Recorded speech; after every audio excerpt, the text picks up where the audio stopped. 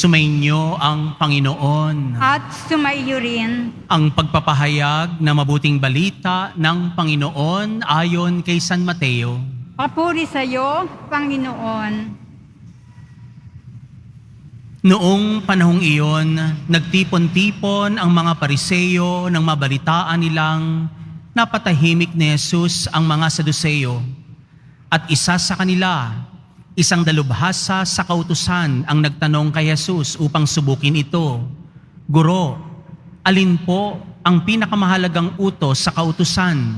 Sumagot si Jesus, ibigin mo ang Panginoon mong Diyos ng buong puso, ng buong kaluluwa at ng buong pag-iisip. At ang pinakamahalagang utos.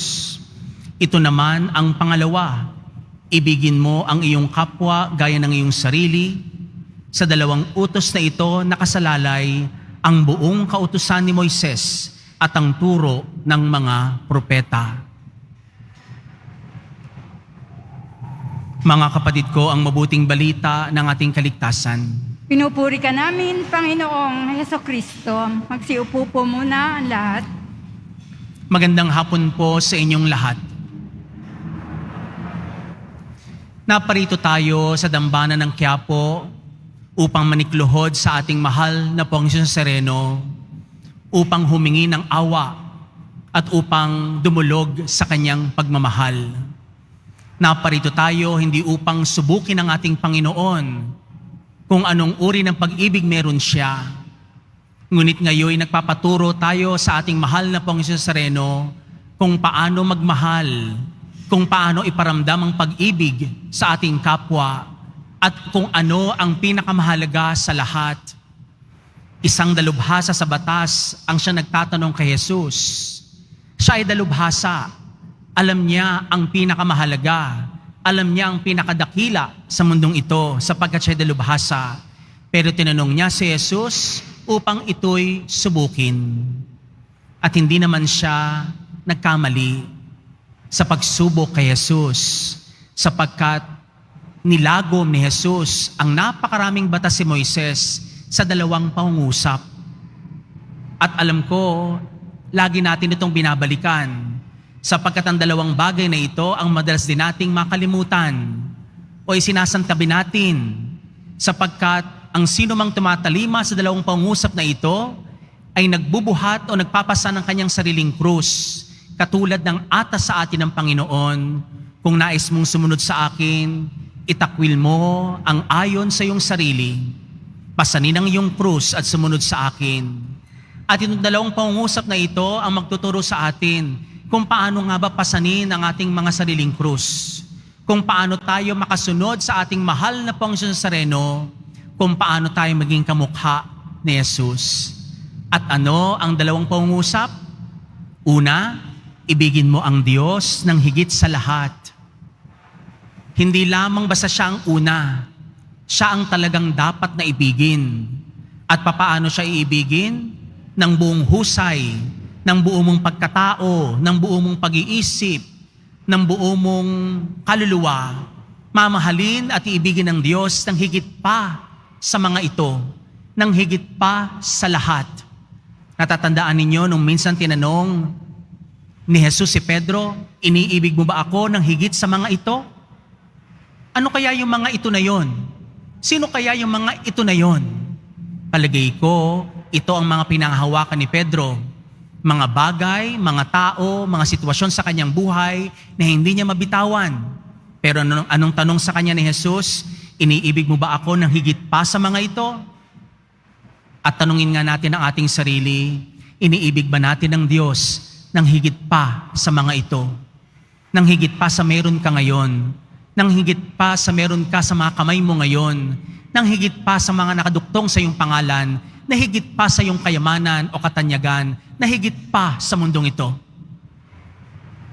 Kung alam lamang natin ang ibig sabihin ng unang pangungusap ni Jesus, ibigin mo ang Diyos ng higit sa lahat, ng buong mong puso, ng buong mong pag-iisip, ng buong mong pagkaikaw, ang lahat ay bibitawan natin sa pag-ibig ng Diyos.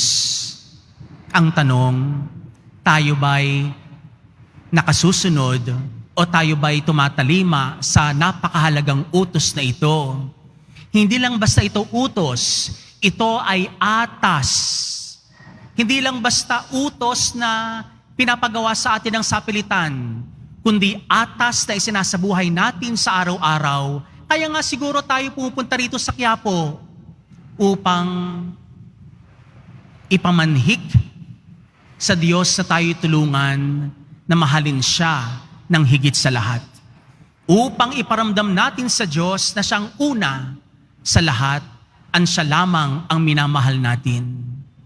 Tayo ba ay nakasusunod sa mahalagang utos na ito? Kung hindi pa, ihingi natin ang biyaya sa Panginoon ngayon mismo sa mga sandaling ito. Sana Panginoon, lagi kitang uunahin.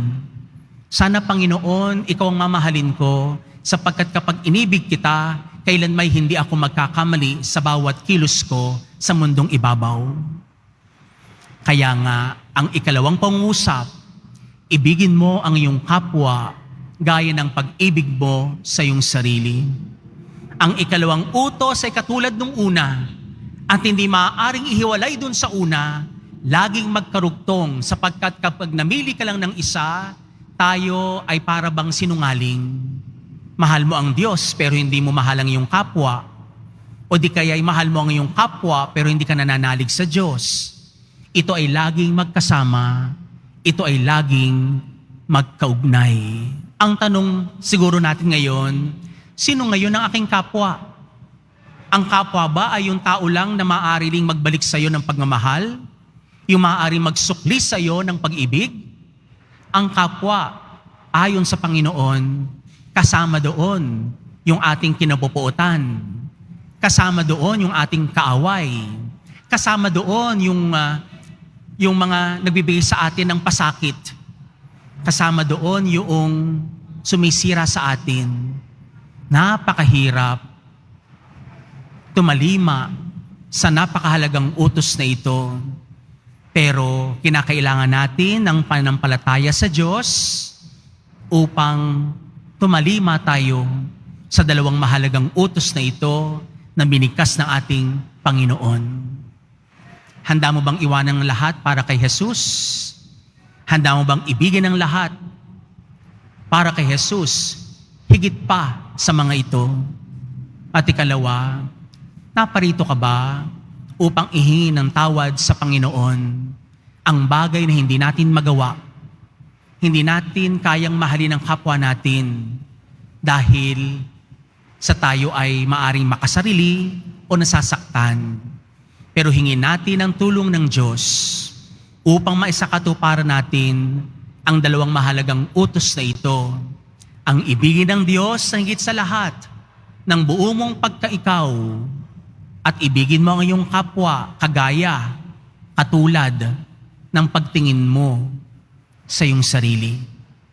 At kapag lubos natin itong naintindihan, ang pinakamahalaga at pinakadakilang atas pala sa atin ng Panginoon ay matuto kang umibig, matuto kang magmahal, matutong magpatawad, matutong magbigay. Amen.